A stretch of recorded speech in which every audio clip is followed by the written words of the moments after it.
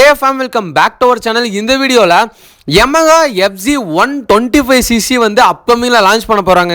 Yamaha என்னடா சொல்ற, FZ ல 125cc அப்படி நிறைய பேர் கேப்பீங்க. ஆமாங்க, Yamahaல வந்து 125cc அப்கமிங்ல லான்ச் பண்ண போறாங்க.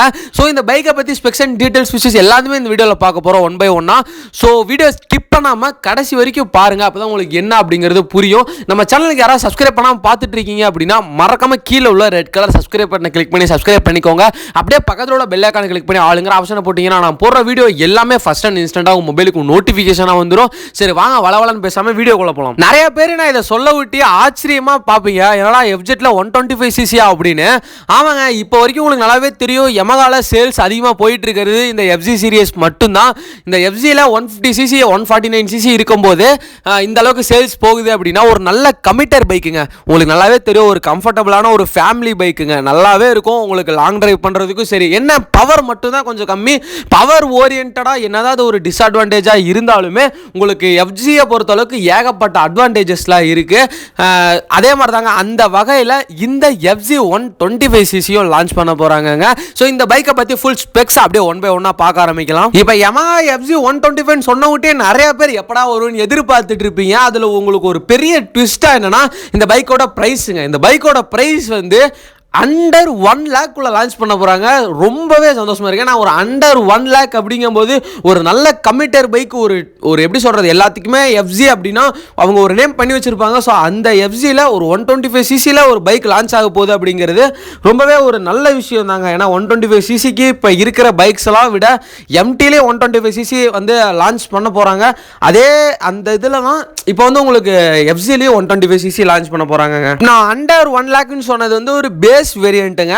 பட் வந்து உங்களுக்கு டாப் எண்ட் வேரியண்ட் அப்படின்னா ஒரு 1,10,000 to ஒரு 1,20,000 வரைக்கும் எக்ஸாம் பிரைஸ் இருக்கலாம் உங்களுக்கு டாப் எண்ட் வேரியன்ட் அப்படிங்கும்போது. இந்த பைக்கோட இன்ஜின் ஸ்பெக் அப்படின்னு பார்த்தீங்கன்னா 124cc சிங்கிள் சிலிண்டர் உங்களுக்கு ஏர் கூல்டு இன்ஜின் தான் இந்த பைக்கில் உங்களுக்கு அவைலபிளாக இருக்க போகுது. இந்த இன்ஜின் ப்ரொடியூஸ் பண்ணக்கூடிய பவர் அப்படின்னு பார்த்தீங்கன்னா 11.7 ஹார்ஸ் பவரும் 10.8 நியூட்டன் மீட்டர் டார்க்கும் இந்த இன்ஜினால ப்ரொடியூஸ் பண்ண முடியும். இந்த இதில் அடுத்து ஒரு பெரிய அப்டேட் அண்ட் அட்வான்டேஜஸ் அப்படின்னா உங்களுக்கு 5 ஸ்பீட் மேனுவல் கியர் பாக்ஸ் கொடுக்க போறாங்க. நம்ம எல்லாத்துக்குமே நல்லாவே தெரியுங்க, உங்களுக்கு 125cc 5 speed manual gear box அப்படிங்கும்போது உங்களுக்கு டாப் அண்டும் சரி இனிஷியல் பிக்கப்பும் வேற மாதிரி இருக்கும். அதோட மைலேஜ் ரொம்பவே அதிகமாக கிடைக்கும். ஸோ அதே தாங்க இந்த பைக்கில் உங்களுக்கு 5 ஸ்பீட் மேனுவல் கியர் பாக்ஸ் பயன்படுத்தி இருக்காங்க. இதில் ஒரு இம்பார்ட்டன்டான விஷயம் என்ன அப்படின்னா, இப்போ உங்களுக்கு நல்லாவே தெரியும் FZ version 1 version 2 version 3 version 4 எல்லாமே. ஸோ இந்த எல்லா வெர்ஷன்ஸ் உள்ள அந்த இன்ஜினை தான் இந்த பைக்குக்கு கொண்டு வர போகிறாங்களா அப்படின்னு கேட்டிங்கன்னா இந்த இன்ஜின்ஸ் எதுவுமே கொண்டு வர போகிறதில்ல. ஏன்னா மைலேஜ் அப்படிங்கிறது நிறைய பேருக்கு கிடைக்கிறது இல்லை. எக்கனாமி மோட்ல ஓட்டினா இப்போ நான் வச்சிருக்க நம்மளோட வண்டிக்கே பார்த்தீங்கன்னா 55 கிலோமீட்டர் தாராளமாக தருவாங்க எக்கனாமி மோட்லேயே ஓட்டினால். அப்படின்னா சிங்கிள் பர்சனாக ஓட்டினீங்க அப்படின்னா எனக்கு 55 கிட்ட தருது. ஸோ நிறையா பேத்துக்கு கிடைக்கிது. பட் நிறைய பேர் என்ன சொல்கிறாங்க அப்படின்னா அவங்க மைலேஜ் கிடைக்கல அப்படிங்கிற மாதிரி சொல்கிறனால இவங்க வந்து ஃபேசர் அப்படின்னு சொல்லி ஒரு பைக் லான்ச் பண்ணாங்க. ஸோ யார் யாருக்கெல்லாம் தெரியும் அப்படிங்கிறது தெரியல. ஃபேசர் அப்படிங்கிற அந்த இன்ஜின் பிளாட்ஃபார்மில் இருந்து இந்த Yamaha FZ 125cc வந்து கொண்டு வர போறாங்க.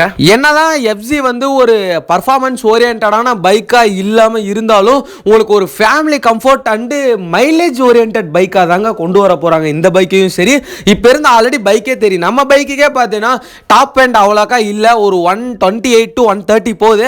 பட் நம்ம எந்நேரமும் 120ல ஓட்டிட்டு போறது கிடையாது. சரிங்களா, நம்ம வந்து எக்கனாமி மோடு 60 to 70 அந்த அளவு தான் மெயின்டைன் பண்ண போறோம். என்னை பொறுத்தளவுக்கு எனக்கு பர்ஃபார்மன்ஸ் தேவை கிடையாது. எனக்கேற்ற பர்ஃபார்மன்ஸ் அதில் இருக்கு. நான் எவ்வளோ பர்ஃபார்மன்ஸ் எதிர்பார்த்தனோ எனக்கு அந்த பர்ஃபார்மன்ஸ் போதும். ஏன்னா வெரைட்டி நான் ஓட்ட போகிறது கிடையாது பைக்கை. பட் ஃபேமிலி கம்ஃபர்ட் என் பைக்கில் வேற மாதிரி இருக்குங்க. அதாவது FZல வந்து வேற மாதிரி இருக்கு. ஸோ உங்களுக்கு மைலேஜும் சரி ஃபேமிலி கம்ஃபர்ட் எல்லாமே பைக்கில் நல்லா இருக்குங்க. ஸோ ஓவராலாக இந்த பைக்கை பற்றி எல்லாமே சொல்லியிருப்பேன் அப்படின்னு நினைக்கிறேன். ஸோ இந்த பைக்கு மார்க்கெட்டுக்கு வந்துச்சு அப்படின்னா யார் யாரெல்லாம் வாங்குவீங்க அப்படிங்கிறத கமெண்ட் செக்ஷனில் கமெண்ட் பண்ணிருங்க. FZ ஃபேன் யாராவது இருந்தீங்க அப்படின்னா இந்த வீடியோக்கு ஒரு லைக்கும் பண்ணி விட்டுருங்க. ஓகே ஃபார்ம், நம்ம சேனலுக்கு யாராவது புதுசாக இருந்தீங்க அப்படின்னா கீழே உள்ள ரெட் கலர் சப்ஸ்கிரைப் பண்ண கிளிக் பண்ணி சப்ஸ்கிரைப் பண்ணிக்கோங்க. அப்போ தான் நம்ம போடுற வீடியோ எல்லாமே இன்ஸ்டன்ட்டாக நோட்டிஃபிகேஷனில் வரும். லவ் யூ கைஸ், அடுத்த போகிற வீடியோவில் பார்க்கலாம்.